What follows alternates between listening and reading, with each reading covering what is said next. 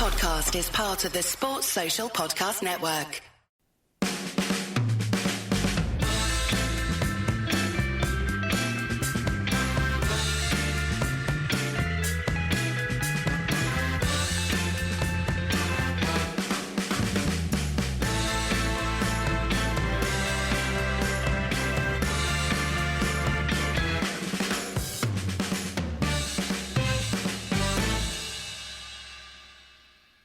All right, and we're here with Tom. This is the late midweek pod. We're going to talk about Wolves on Monday night and a bit of transfer news, maybe some of the Women's World Cup and lovely issues like Mason Greenwood's potential return. Where do you want to start, Tom? First, how are you doing? You good? Yeah, I'm doing good, thank you. I'm not looking forward to getting into the Mason Greenwood stuff, but we have to talk about it. But apart from that, yeah, doing pretty good. I'm looking forward to the start of the season as well. Like, friendlies are good fun. Yeah. You can just watch them without kind of caring too much, and you can kind of just watch them with interest. But I am kind of looking to get emotionally involved and emotionally damaged again, to be honest. Hopefully not damaged too early. Emotionally damaged. Oh, awesome. Yeah. Well, shall we get the crappy stuff out of the way first? There's a group of United fans, I think they're called United Women Fans Against Mason Greenwood or something like that. I'm sorry, I probably butchered the name there. Put out a fairly lengthy statement, got some press around this, who are planning a protest at the weekend at Old Trafford because it seems like Mason Greenwood is going to be integrated back into the squad. The club aren't saying anything, but it feels like the mood music. What's your take on this? Yeah, it's weird what kind of came out today about United delaying the decision to speak to the World Cup players. It feels like them announcing that news feels like these World Cup players are going to be blamed either way or going to be cheered either way. Like, it feels like the decision is completely down to them. If they're announcing that and they're delaying the decision, it feels like everything is riding on the decision of these World Cup players. I don't really understand this, and it feels very much like passing the buck. Do we even believe that the club gives a fuck? No, not at all. It feels to me that it's like a commercial decision that they are asking the sponsors probably right now rather than they're asking like the World Cup players. I think that's probably what's more on their mind right now. Yeah, that seems probably a fair assessment. I just don't believe that... say if Ella Toone says, no, I'm actually uncomfortable with having an alleged rapist at the club. If she says that, the club going to go, yeah, all right, we're going to fire him and maybe have to pay him his back wages for the past 18 months and the next 3 years of his contract. So we're going to have to pay off, I don't know, £20 million for a £100 million asset. I like everything that the club's been about for the last 20 years under the Glazers tells me that is not going to happen. Mm-hmm. If they were going to loan him out, it'd have happened by now. If they were going to fire him, it was going to happen by now. So this is about reintegration and trying to get some kind of shield. And maybe I'm being deeply cynical here, but it feels like they would like the cover of the women's team to say, hey, look, these guys are all right with it. Isn't it okay? Yeah, I think that's it. Like, because then you can, have this excuse that you pointed to, that you can point to saying, yes, we've asked women what they think about this and they agree with our decision, which it does look like it. Yeah, he is going to be integrated back into the team, which, considering how ruthless Ten Hag has been with pretty much anyone who doesn't fit in the squad, obviously Maguire, McTominay, Fred, blah, blah, blah, blah, blah, blah, blah. Like, the way that he's dealt with Mason Greenwood is, I was going to say shocking, but I think it's just appalling, to be honest. Like, I've been a huge fan of Ten Hag since everything, or pretty much all of his decisions so far, but I think he's been really quite bad on this. And I date that back to when he first spoke about this issue. Like, he was very non-committal, and maybe he had to be at that time, but like now it's gone too far. And I think if considering the way that he is running the club at the moment, it feels like very Fergie-esque in terms of he is the man. He's very hands-on with everything from scouting to the decisions that made with the players leaving and obviously everything on the pitch as well. Like, if he didn't want Mason Greenwood wouldn't be here, in my opinion. But that doesn't seem to be the case here. It feels like he wants to integrate him back into the team. He sees a potential striking option, which we are running very low on. And yeah, I know we can blame the management and the executive branch of the club for it, but I think also the book has to stop with Ten Hag as well, because he could do something about this. Well, yeah. Yes, and his record isn't exactly awesome on this, Ten Hag. Neither was Ollie's, by the way, before him, as we well know. But Ten Hag was quite quickly came out in support of Mark Overmars after Overmars had been texting dick pics around Ajax. So it's, I mean, look, from a playing point of view, I kind of understand Ten Hag's position. He's like, fantastic player. Likelihood is the squad doesn't give a fuck. I mean, just look what happened with Benjamin Mendy after he was cleared of all those allegations, which, I mean, I guess it's no longer sub judice, but we could get sued for slander. So, hey, go read all about it. It's not pretty, that one, whether he was found not guilty or not. And that's a diversion, but just to say, I don't think footballers would think deeply about this or maybe even would be in support of Mason Greenwood, since he has not been found guilty of anything. And Ten Hag's just looking at this from a playing point of view. He's going to get a £100 million striker as a free bonus from his point of view. And I think that's probably trumping any ethical concerns. And the club's looking at an asset that they would either almost certainly have to pay off to make him leave and would be picked up by another club tomorrow if they did that, because football is football. And as Roy Keane said, they're all bags of meat to be sold. Ethical considerations don't seem to be high on the list in this sport. I'm not surprised, honestly, and unless there was a really public demonstration, visible and large, I'm not sure it would move the Glazers either. Yeah, and when there was a very visible public demonstration against them after the Super League and people broke into Old Trafford, they made a lot of promises they didn't keep. Mm-hmm. So, yeah, I don't know. I'm feeling deeply cynical about this, but I mean, it's kind of interesting. Online, there's a split. There's quite a lot of people who are quite happy to say we don't want this player back at our club. There's more important things than this. And then, you know, if you listen, if you read the bottom half of that statement that came out, a whole bunch of bros going, not guilty, bring him back, don't care about women fans. There was even one idiot who said, be great if there aren't any more women fans, don't have to bother with them. A whole bunch of people saying stupid stuff like get back in the kitchen. The misogyny is run so deep and it's so sickening. And unfortunately, Mason being back in the team is going to be the kind of face of that.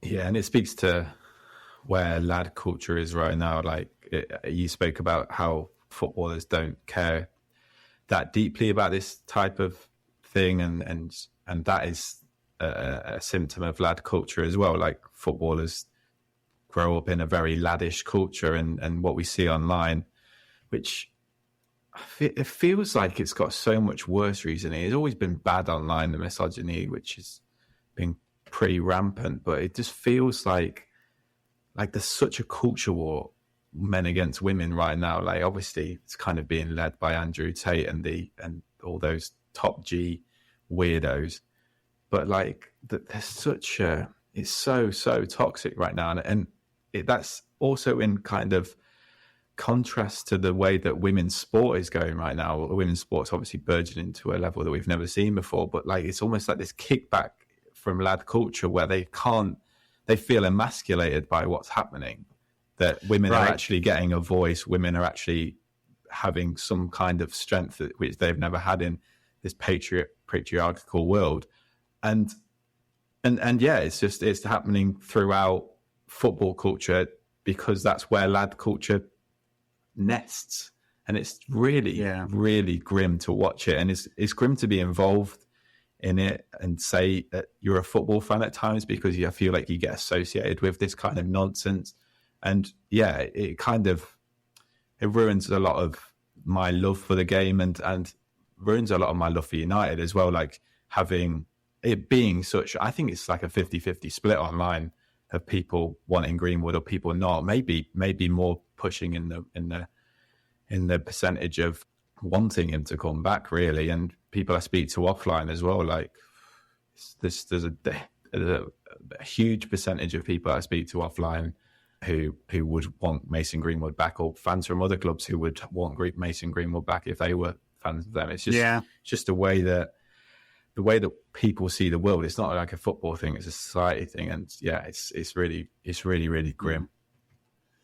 Yeah, there's that Martin Luther King quote, and I forget it exactly, so I apologise for bastardising it. But he said, one group gaining freedom, to the oppressor feels like oppression. Mm-hmm. So I think the rise of women's sport and the voices to minority groups, including, for example, trans groups, feels like oppression to some, toxic people who've been in power for so long. And I do feel like there's some of that, and you've got a point there.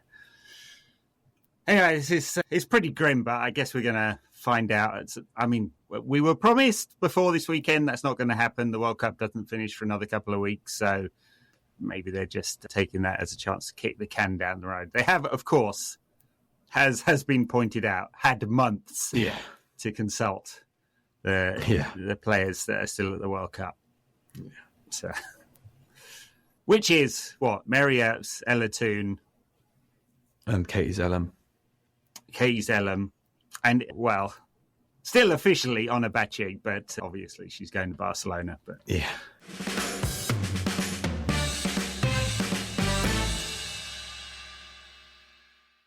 Let's talk about the World Cup. So, how much have you seen? I've actually honestly seen very little of it. There's been a few live matches that have been... Yeah, it's not good timing for you. Most of them are like either 1 or 3 in the morning. Yesterday's Spain-Netherlands game was in the evening, so caught some of that. But yeah, timing's not great, but there are good highlights, fortunately. Yeah, I've watched a lot of it, to be honest. I've not got up for the early games at like 3 and 5 when they've been in New Zealand, but the ones that have been later in Australia, the 7, 9 and 11 games, I've watched a lot of it, and it's been great. Like the standard of quality has been, and I've seen this quite commonly. Like Michael Cox did a really good article on the physicality and the quality upgrade of this year's World Cup, and that's been awesome to see. And also, like, the storylines are so good. Like I love the Women's Euros. Was it last summer? I think it was last summer, wasn't it? It feels like a long time ago. But a World Cup is always just better because of the colour of the other nations around the world, the storylines. And like Jamaica's storyline was so good. Nigeria's storyline was really good, especially after them having such huge problems with the FA before the tournament. And it didn't feel like they were, but I think they threatened to boycott one game, and then they almost ended up knocking out the European champions in England, which is really fun. There was another great story. Who was the other great one who got through the group? South Africa, by scoring in the last minute against Italy.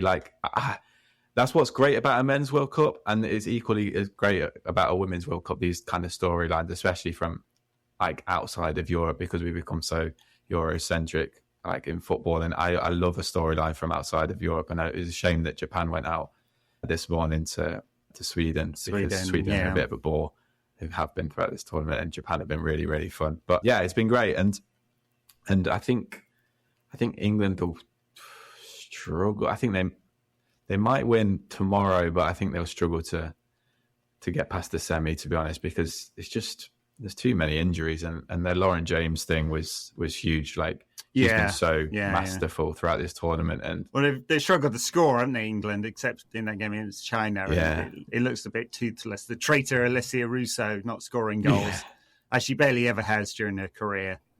Too much hype, not enough delivery on that one. Whereas the other traitor, Lauren James, was absolutely those 2 goals and the disallowed goal, that would have been the best hat trick, one of the best hat tricks I've ever seen. It's unbelievable. Like, she is so good, and that is a huge, huge loss, especially with the other losses that are already been mounting up over the tournament. Yeah. I mean, clearly she had to be sent off, for the stamp, and it seemed like she could have avoided that and hasn't come out and said, oh, that was an accident or anything like that. So owned up to it. And I don't think they've announced the length of the ban yet. I think they just announced it today. It's 2 days. 2 games. 2 games, sorry. So she'll be back for the final. Core and semi could be back for the final. Yeah. I mean, England do have the better route through. Obviously, Colombia, not one of the top seeds, struggled to score goals themselves. And Australia, I mean, on paper, obviously they're at home, Australia, so that makes a big difference. They've got to get against France, so it's going to be a tight game. But on paper, England should be much stronger than Australia. Yeah. I mean, obviously, they've got Sam Kerr, one of the world's best strikers, forward in midfield as well, well known to the Women's Super League. But not as strong on paper. Obviously, the home factor makes a difference. So England just got to find goals from somewhere. And Bigman has found solutions to most of the problems, hasn't she? And she's had to juggle a lot. Injuries, suspensions, injuries before the tournaments, injuries during the tournaments. Now Lauren James's suspension. She's played with a 4-3-3 and a 3-5-2. Got to find a solution to goal scoring. Yeah. And also, like, Kira Walsh is such a huge blow. I know she's not a goal scorer, but the way that she sets the tempo and dictates the way that England want to play, like losing a player like that, I think she's my favourite player. Is she out for the Colombia game? I think so, but I'm not 100% sure. But like, she's my favourite player in women's world football. I think she's just a phenomenal talent. I know she plays for City, but she's just so good. And I think when you lose a player like that as well, it's I know, like you say, Wiegman's found solutions, but it's still difficult to find a solution for losing a player like that. And I think that's why England looked a little bit just off it, I guess, against Nigeria. Like, they were just not at the races. And Nigeria are a very good team, despite their problems before the tournament. They've got some of the world's best players. They've got a couple of players playing for Barcelona and one for Atletico Madrid, Benfica, all these like top clubs. They were massively underestimated, I think, before the tournament started. Yeah.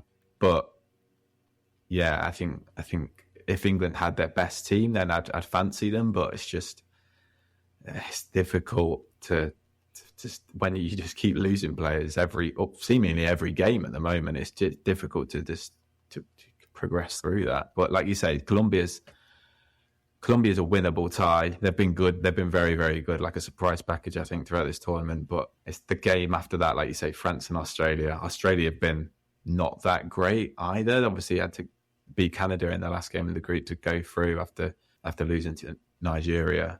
But then, yeah, like you say, at home, Sam Kerr being back and maybe fully fit. And then France look good as well, as they kind of always have done. And with their manager, Hervé Renard, who's obviously masterminded Saudi Arabia's win at the Men's World Cup like 7 months ago. That's a crazy storyline in itself as well. So, yeah, it'll be difficult, that semi-final. But, yeah, I guess it is winnable for sure. But, yeah, it'll be a step up ahead of Colombia. But I still don't even know if Colombia's not given by any stretch. No, I mean, they've got some good players as well. Caicedo in midfield looks really good, doesn't she? And some others, quite a lot of players who play in the Spanish league for Barcelona, Atletico Madrid, Real Madrid. So they look strong. I mean, Colombia is another interesting story because they also have some domestic players who basically don't get paid anything, and it was the same. It's the same with a lot of teams here, and FIFA made the decision to hand out bonuses not directly to the players as they previously promised, but to the federations. Yeah. And so I have absolutely no doubt that some of the federations will be keeping that money. Yeah. And it seems to happen all the time. And the FIFA did triple the money available to teams in this World Cup, but it's still a fraction of the Men's World Cup. And this is another part of misogyny in practice. We talked about it with Mason Greenwood, but it's true structurally as well. FIFA is a non-profit there for the benefit of the game. The idea that somehow that because the men's game generates more broadcast rights, the men's game should keep more of the money. That's I mean, you can make that argument with club football, but it makes no sense at an international level where FIFA is there to benefit the game. I mean, in fact, they make a big deal about this. This is why Infantino keeps getting voted in or didn't even have to stand opposed for the last one, because he hands out these development grants, which go into people's back pockets, allegedly, also known as bribes. But if FIFA is there to support growth of the game for everybody, then they should be doing that with the women's game as well. There's really no excuse to not do that. Absolutely, especially when they need it most as well.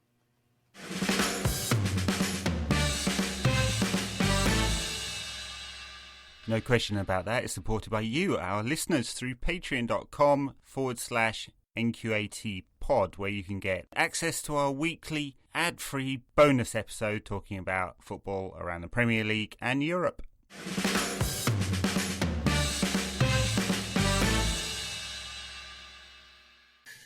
All right, should we get on to some transfer stuff and then Wolves? It looks like there's some outgoings at United. Neither confirmed, but it looks like Fred's off to Fenerbahce. Mm-hmm.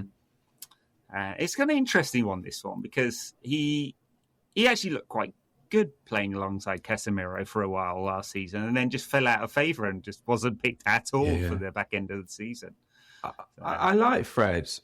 I really like what he brings. In my starting 11, he wouldn't be there. I don't think he'd be in my starting 13 or whatever like that. If I was going to keep adding centre midfielders, but in certain games, he would be in my starting 11. Like big games like against City or against Liverpool or another top Champions League team. Like he'd be in there, and he's also a great squad player, like to bring on in certain scenarios. But I guess I don't know if this is more him pushing for an exit or Ten Hag pushing him to the exit. Like, it's difficult to know. Like, I completely understand if he doesn't want to be a squad player, which he's going. That's the best position that he's going to be in the squad for United. He's not going to be a player who's going to start every week. And if he wants more than that, then completely fair enough. But yeah, if Ten Hag's pushing him out, I don't quite understand that, because I think, like I say, he's got so many attributes that he brings to his boat. Like, he's very frustrating at times. Like, his passing is sloppy. Like, he's hot-headed at times. His shooting's wild. Like, he's a frustrating footballer, a little bit like Anthony is. Yeah. But he's great in certain scenarios.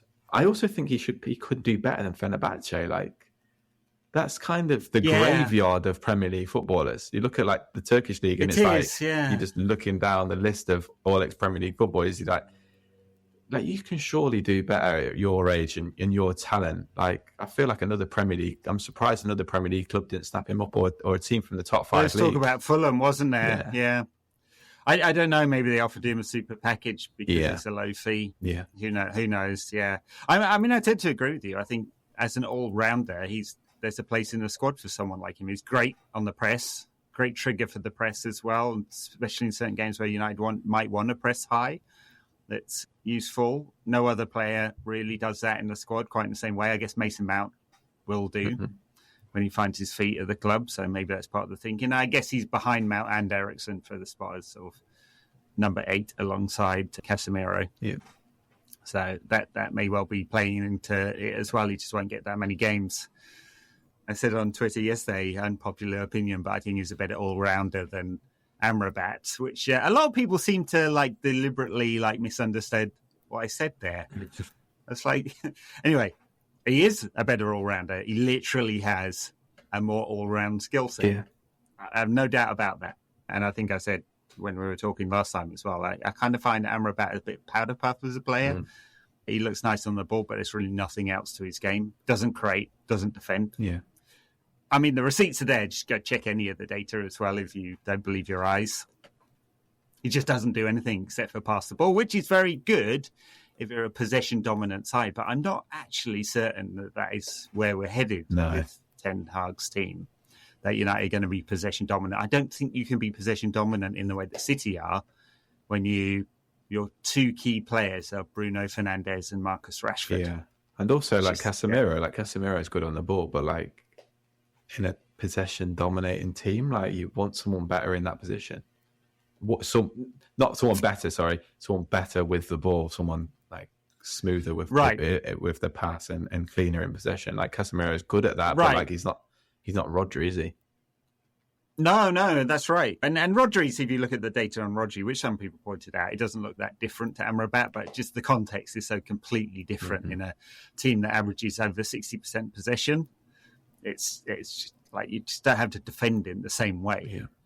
I just don't think United are going to turn into that kind of side. Not just yet. There's more evolution, but also just with the squad players we've got. And Ten Hag's talked about it this summer. He was expressed this wish that United become the best transitional side in the world. And it doesn't mean that's the only way United would play, like volleyball. It means that he wants United to be strong there because they have the players to be strong there. But anyway, so we may see Amrabat. I think Fred is perfect in a transitioning team. Like he's Yeah. pacey, like he's the paciest of our centre mids. He's really quick across like 5 or 10 yards. He's great at like taking the ball forward, driving with the ball. Like, I don't think there's another centre mid who is as good as driving with the ball that we have.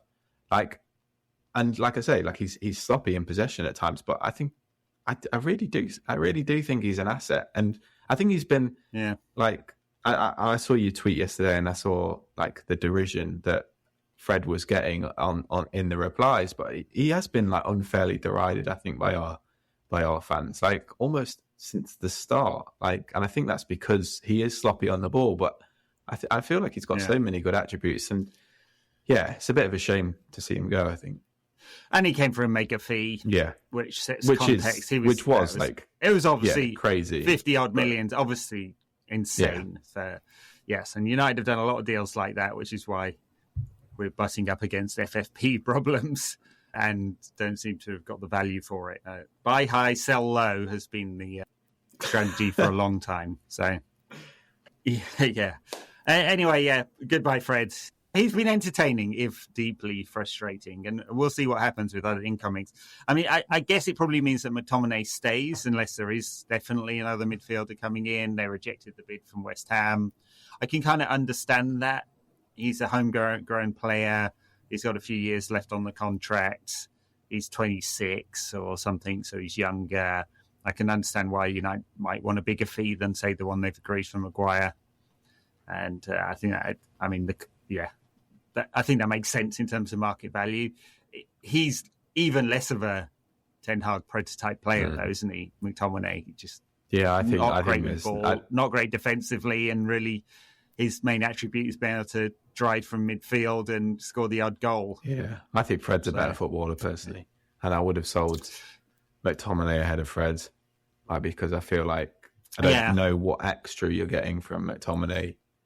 Well, he's homegrown. That does, and there's I'm trying to we need 8 players, I think it is, who qualify as homegrown to be in our listed 25-man squad, and he'd rather not list players like Kobe Minu in there because they qualify as under 21, so they're like extra players. Anyway, there may be a bit of juggling to be done there. The other one, Maguire, I mean, I guess we talked a lot about Maguire, but it's been agreed. He hasn't agreed it at the time of recording, Friday evening. I mean, he'd be bonkers not to accept it, wouldn't he? I mean, he's just not going to play very many games for United otherwise. So I think Ten Hag said in his press conference, they may be negotiating. I think Ten Hag said in his press conference today that he's available for selection despite being in talks with West Ham. Like you say, he'd be that'd mad. Be classic, wouldn't it?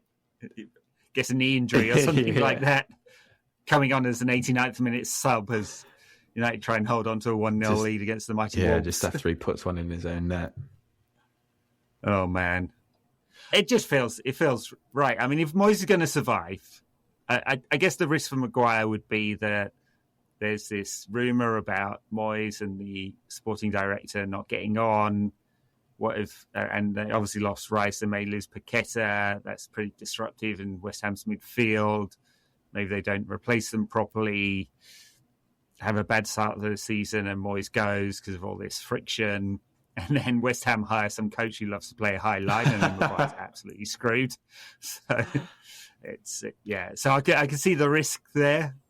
And then they're probably negotiating on wages because I'm sure that Maguire earns quite a bit more than West Ham's top earner. So they may have to top it up in some fashion. Yeah, I mean, I don't know a football club who does that better than Man United, topping up players that they're sold. Oh, we love to pay players, not to play for us. Yeah, embarrassing. But yeah, like I in terms of, I know there are a few risks involved, but if he backs himself, he's not going to go to another club which is in European football. Well, I was going to say, I don't think there's no chance. Like, there's no other team in England who are playing European football that Maguire would get into or go to. So I think it's like, I know West Ham didn't have a great season last year, and I think like you say, they could be down there again, like losing the players that they might lose in Paqueta and Rice. But come on, you got to back yourself, and like you must see himself as potential captain there. Like there's a big club. Like, I know they're a shit club, and they never win anything apart from like last season where they won on Mickey Mouse European Second Trophy. biggest average crowds in the league last season. Like they are, they're a well-supported club. It's a good club to go to. Like, and yeah, I'm not selling it, Harry, but you should, get on your way, kiddo. He's not going to another. I mean, he doesn't fit under Pochettino at Chelsea, Postecoglou at Spurs. I can see why they might be tempted, but it's just not the same system. Obviously not a Klopp at Liverpool or Guardiola at City or Arteta, right? So he doesn't fit the style for any of these coaches. So even if he was in great form, it's not a good stylistic fit. Even Villa as well, who are in Europa Conference League. Even Villa, yeah. I mean, so who are the slightly deeper, like Newcastle, West Ham?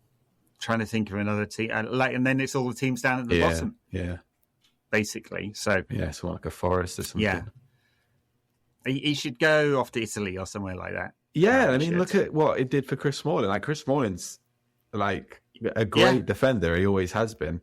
I think it was Fergie who said he's one of the best defenders he's ever coached, and then Hoyland said it the other day that like one of his toughest opponents was Chris Smalling in Serie A. Like, he's found a renaissance in his career going to Italy because the game is so much slower, and Maguire would probably benefit from that.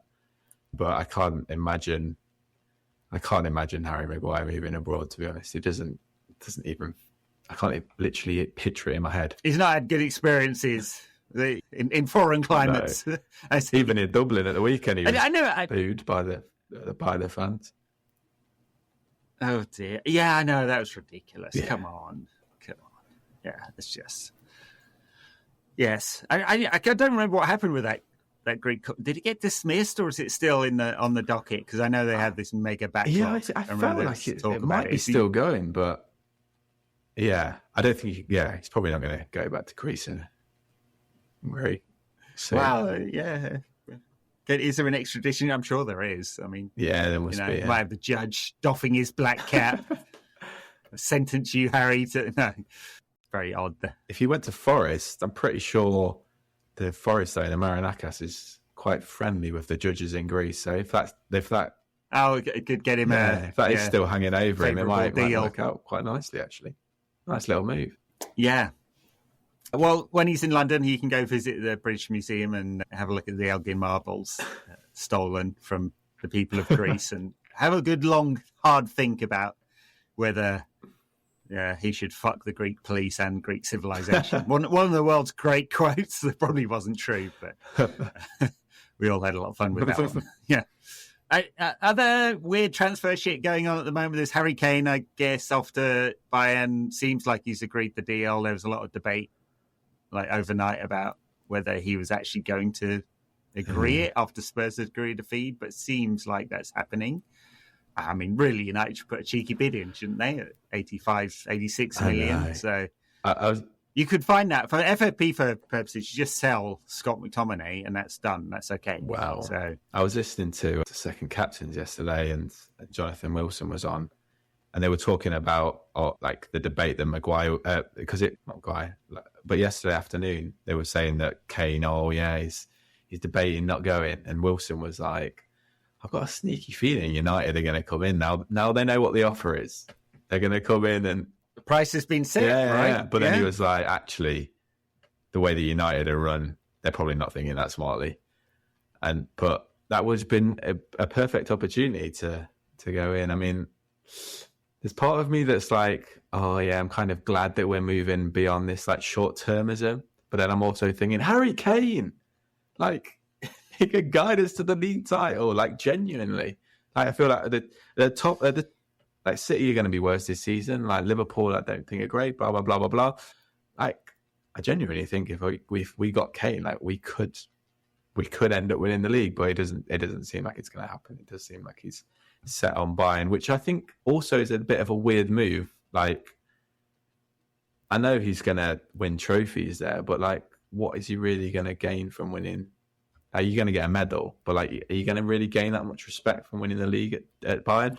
He might win the Champions League, and they're definitely going to be in for a shot now. They've got him, but like, if you're just winning league titles at Bayern, like, well done. They've won the last 10. They have, although, I mean, I think City are pretty much nailed on for this one. I'd be absolutely shocked if they don't, and that'd be 5 of the last 6 in England. We are becoming the Bundesliga. So less competitive than La Liga from a title-winning perspective. Obviously, there's a lot of competition at the top end of the table. So from 2nd down to 6th, I think will be pretty close this year. There's a lot of competition there. But yeah, I mean, I don't go with the parochial view. I mean, Bayern are a massive club. They're really well supported. It's a great city to live in. Munich's beautiful. He will do something that not that many English players have done, really, and go out and play for a big European club. I mean, obviously there are some, but historically, both for weird parochial reasons and then the money in England, there hasn't been a long stream of top English players playing abroad. So he'll do that as well. He will give them a shot at the Champions League. And maybe it's just been made clear that there's no chance in hell that Spurs will sell to another English team. But of course, if Kane really wanted to move to United, if he wanted to give it a crack at the Premier League title with United, he could just say, okay, I'm going to sit it out for a year. So, and he'd pocket most of that 80 million in a bonus for himself. I do wonder if you sat Kane down about 3 or 4 weeks ago before kind of Bayern really emerged as being having huge interest in him. I wonder like where Bayern would have sat in his top 10 or top 5 if they would have been in the top 5, because surely like Real Madrid would have been top, and just with Benzema going, you would have thought that might be a possibility. Barcelona obviously would be up there. United will be up there. City will be up there. Where would Bayern maybe have been 5th choice? And like you say, it is a good move and it's exciting. I always like it when English players do go abroad and spread their wings and become, what he's likely to be, like potentially the star player at Bayern, which is really, really cool for English football. And it doesn't happen enough. And I think, in the same respect, Bellingham going to Real Madrid in that respect is really, really pretty cool. I think it's a great move for him and for English football. But yeah, I do think Bayern is probably the best of, not a bad bunch, but 5th best probably option that he had on the table that eventually became an option. Yeah. And then the other fun thing that's going on is Moises Caicedo, Liverpool, coming in with a humongous bid. I mean, it's way over the top. I mean, he's a good player, but he's still 18 months into his career, basically, in England, and unproven at the very, very top level. Never played a Champions League game, for example. So that's and for a defensive midfielder, I mean, he's a good all-rounder. His numbers are great on passing as well as the defensive side of things. But it's just an insane bid. But it seems like he's turning them down. They've offered lower wages than Chelsea. Chelsea have offered lower fee. So see how this one plays out. It is just, it's crazy. Like, I don't know, the quote going around about Klopp, like, if we ever spend 100 million, then I'm going to... Oh, he literally said it. Yeah, that's me done. That's hilarious in itself. Yeah. But like the fact that he should resign. He's a man of integrity, like his former captain, John Henderson. Yeah. And it is crazy for a defensive centre mid, like you say, who hasn't proven himself. Like he's good. He's good, and he could be really, really good. But like, it's bizarre, and it makes me also like question all of their other signings this summer. Like, if you're willing to spend 110 million on Caicedo, more than what Todd Bowley was prepared to spend on Caicedo, because they were going to win that until Caicedo was like, actually, I'd rather go to Chelsea, which is also hilarious in itself. Like, someone just outright saying, I know you have everything sorted for me in the contracts there, waiting for me to sign, but actually, I'd rather go to that other club. That basket case down south is really, really funny. But if you're willing to spend £10 million more than Todd Bowley, absolute crackpot. Like, I think it's even more than that. Wasn't Chelsea's last bid like? Well, 80? Yeah, that's true. Yeah. So, and then, yeah, it's crazy. It's crazy. Yeah. Well, Liverpool have been known the last few years as just being very, very sensible in the transfer window. But of course, Michael Edwards left, and then they've had 3 directors of football in the last year, basically, and that may be changing things somewhat. Klopp's got more autonomy there. He's talked about it in the past. He just wants to be a coach. So maybe an FSG are under a bit of pressure because there's some fans that don't like them. Given where Liverpool were when FSG took over, it's a little bit odd. I mean, maybe there's some residual resentment around Super League, but it doesn't play out that way online. Maybe it's different with the fans groups and stuff like that. But online, it plays out like a bunch of entitled twats who had one bad season and now want to get rid of the owners and the manager and everyone else. There was, I think it was Scott from Republican Mancunia tweeted one of the Liverpool fan accounts who just yesterday were tweeting something about FSG out and then followed it up with a tweet about them now having the best midfield in the country with obviously a head swap with Caicedo in it. Yeah, and Klopp came out and publicly talked about it as well. So them getting owned like this is kind of it's quite amusing. It is hilarious. This is usually the thing that would like. This is how United have been in like the transfer window. Nothing is as embarrassing as this, but like it's beautiful to see it turn on the other foot. And I suppose it puts into context the 55 million spent on Mason Mount. There's no way Caicedo's twice the player. Probably a better player, but I mean that's again not really proven. It's.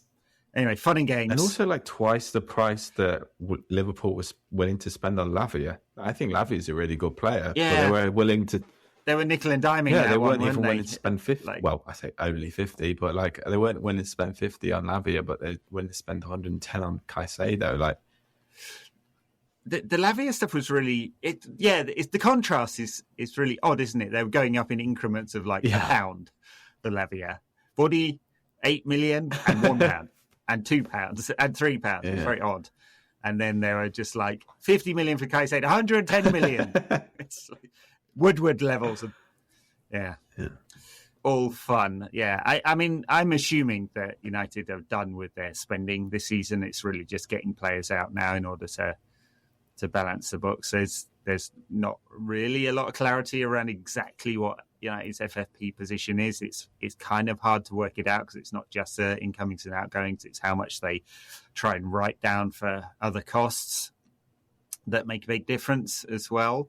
And of course, that's where United got fined this season, like trying to write down too much for COVID costs under the old methodology still. So, yeah. I'm going to assume that United aren't buying anyone else, and it's really just about getting a few players out now, thinning out the squad, because actually United do have a really big squad. Yeah. And there's a few decisions to be made there. Yeah.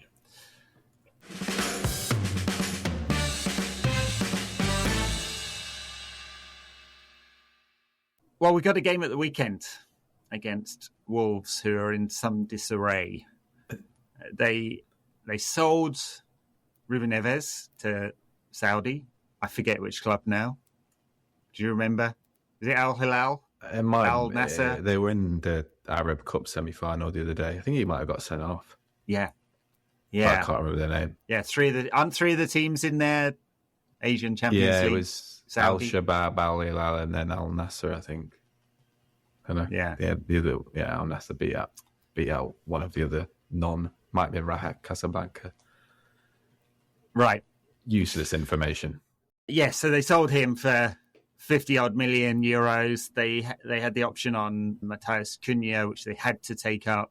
They probably would rather have not taken that one up, I imagine, since he scored twice last season. Yeah, he was a weird...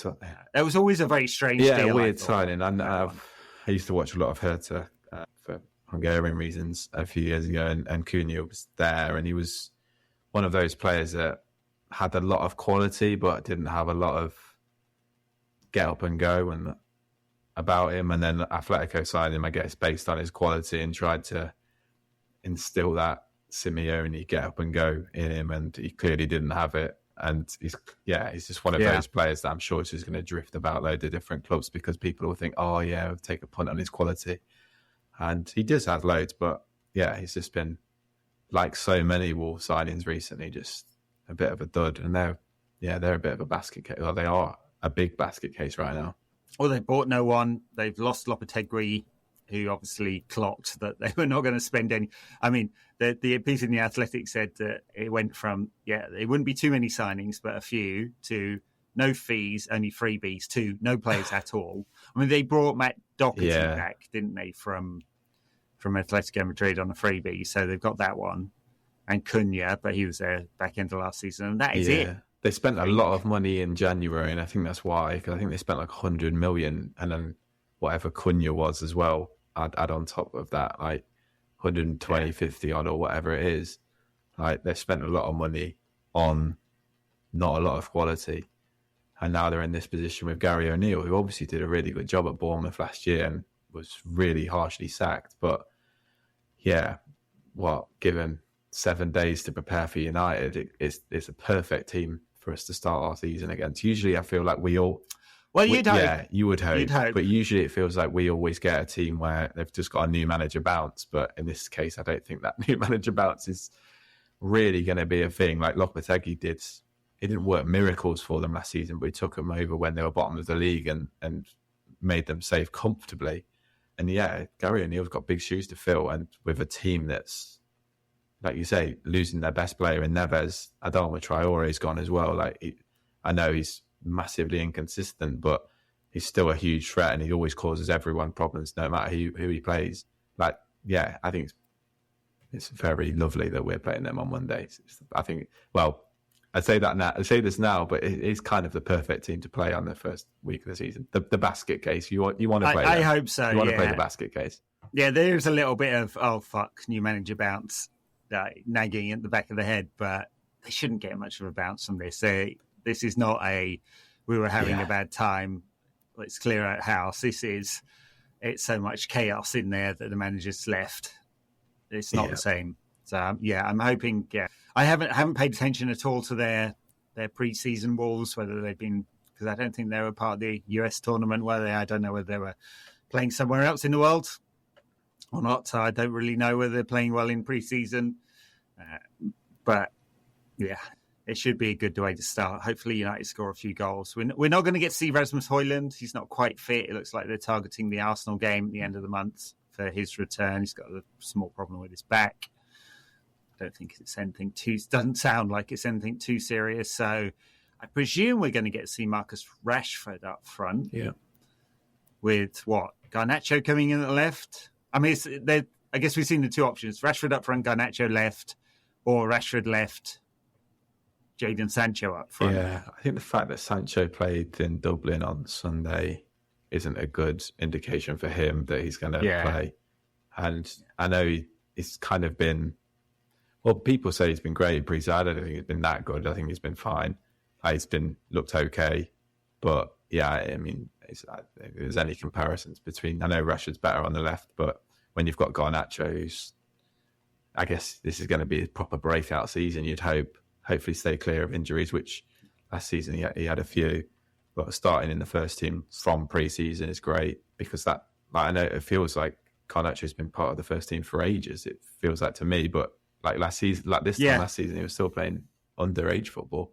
So I think you've got to go with Garnacho on the left and Rashford through the middle. I think also Rashford's just such a better option through the middle, despite being better on the left anyway than Sancho. But hopefully we can see the best of Sancho this season. But I don't know. I'm not holding my breath on that one. I'm really not. We'll see. I feel like we've had the same debate about him for 2 years now. Yeah, we're still waiting for him, aren't we? To show what he's really got. It'd be interesting if one of the teams that's still looking for players if say Spurs decided they wanted an extra player, came in with a fairly hefty bid, would United countenance it or not? I don't know, speculating there. Still not forward. We've got a lot of forwards. I do think there's a role for him as a utility player this season. Utility forward can play right across the line. I still think he'll play plenty of times, but yeah, it's not been what we hoped and expected for sure. So yeah, I think that's right. I think it's going to be Garnacho, Rashford, Anthony up front, and then midfield, obviously Casemiro, and then the question is Eriksen or Mount. Neither look particularly good in pre-season. Eriksen looks off it to me. Yeah, just didn't look quite fit. I'm not sure what it was. Just wasn't even making the hour mark, which is his normal. It falls off a cliff in terms of his fitness. So yeah, I'm guessing it's going to be Mount at 8, and then the back line. Really, the only choice is Dalot or Wan-Bissaka at right back, and neither of them really had particularly good pre-season. Both making quite a lot of mistakes. Yeah. It's interesting because, like, obviously Dalot played in Manchester on Saturday, and Wan-Bissaka was, because it felt like that was the A and B team. Well, it was in many respects, but I think if you want to dominate, if you want to have more of the ball in a game where we are going to have more of the ball, I guess Dalot is the logical option. But I do like Wan-Bissaka's passing. Like, I know he has limitations going forward, which I think he improved upon quite considerably last season. But his passing is really good. It's neat. It's tidy. Whereas Dalot, we've got 2 very average right backs, haven't we? Like, very average right backs. Like, there's no, like, both of them have flaws. And I feel like Dalot's just a bit messy. He might be better going forward. Like, he's got a better shot on him. He's definitely better at crossing. But he's still limited in the final third. And also, like, defensively, he's not as good as Wan-Bissaka. I like his tenacity, I like his personality, but yeah, we're picking between 2 6 out of 10 right backs, really. I mean, I think that's right. I mean, Wan-Bissaka's defending, the thing people like is his one-on-one defending. But positionally, which is just as big a part of the game, he's all over the place. It's just all over the place. And it is the biggest weakness in United's team. And there isn't an option since Ethan Laird didn't quite make it. There's no other option at the club, and we're just going to have to live with it for a season. I mean, Dalot signing a new contract. Let's talk about Wan-Bissaka signing a new contract. It doesn't feel like Ten Hag could possibly be happy there yet. Well, yeah. So maybe, I guess, for another window. Hope United figure it out. I just don't. I think you're right that Wan-Bissaka made a lot of progression. I just wonder whether he's butting up against his absolute limits now. He's still only. It was, I think, 1 assist last season. So those are the 2. I think it's Mount or Eriksen, Dalot or Wan-Bissaka, and that'll be our team for Monday night. Yeah, I think I'd go with Mount in centre mid as well. Like, just kind of give him that confidence from the out. I know, like you say, he's not had a good pre-season, but I sometimes feel like United, I feel like we've done it quite a bit with new players. We don't play them immediately and they can't get into the rhythm of playing, but it's the perfect opportunity, I think, in a game like this to just play him out from the start and hopefully give him that confidence and believe that he can be a United player, which I feel like sometimes doesn't happen with our players. Sancho, I think, was a good example of that. It felt like Sancho didn't start. He wasn't playing week after week in the starting 11, and it felt like he maybe lost a bit of that early enthusiasm, which he could have maybe had from the start, which I think is crucial when you join a new club. And hopefully Mount can get that immediately, because there are a lot of question marks around this signing, and I feel like our fans will turn against him quite quickly if he doesn't play well, being an ex-Chelsea lad and a Southerner. So yeah, I hope he gets off to a good start. I definitely play him ahead of Christian Eriksen, who, like you say, looks sharp at all in pre-season. Not look sharp, not look fit. Yeah. Yes, the long history of Londoners coming to United and not exactly finding favour with the fans. I mean, remember the abuse that Rio Ferdinand got all as good a player as he was, and he was a magnificent player for United. He was seen as slightly flash and a Southerner, and Reddish, you called him wobbly gob tosser. which was a rather cruel name, which stuck. Yeah. Red issue is not usually yes. nasty either, are they? They're interesting, yeah. Interesting red issue. I mean, obviously it's been dead for a few years now, but I don't know whether you read the profile of one of the founders, not John Paul O'Neill. I don't think I did, actually. He turned into a... So there was a piece, I think it was a longer piece in The Athletic, I'm thinking, or I might have forgotten that now, where it came out, but about a month ago. No. Because that Twitter account went really weird. It started Very posting all this conspiracy theory stuff and then anti-vaxxers. Yeah. So it was a profile of him. Ah, no. And interesting. I'd like to read that as well. Go find it. You should too at home, please. All right. Yeah, yes. It's a podcast, so we can't put a link. And we're not sponsored by The Athletic, so you can do what you but... want. You don't have to go and watch it. We're not, although we mention them a lot because they obviously have a fair chunk of the media presence in football writing in the UK, for now at least. Making some cuts over at the New York Times, so we'll see how much of it survives. All right, well, I'm thinking a win on Monday night, and we'll be back with you after that. So, you got a score prediction, Tom? 4-0. Mason Mount getting on the score sheet as well. Love it. I'm going to go with... I can't see them scoring. No. Wolves. So, I'm going to go with 3-0 just because I have to give it They couldn't score last season either. That huge. I think they scored like 31 goals. I mean, United Wolves games are usually terrible, but I proper fancy us this week. All right. We'll catch you after that one, folks. Thanks a lot for listening. Bye now. This podcast is part of the Sports Social Podcast Network.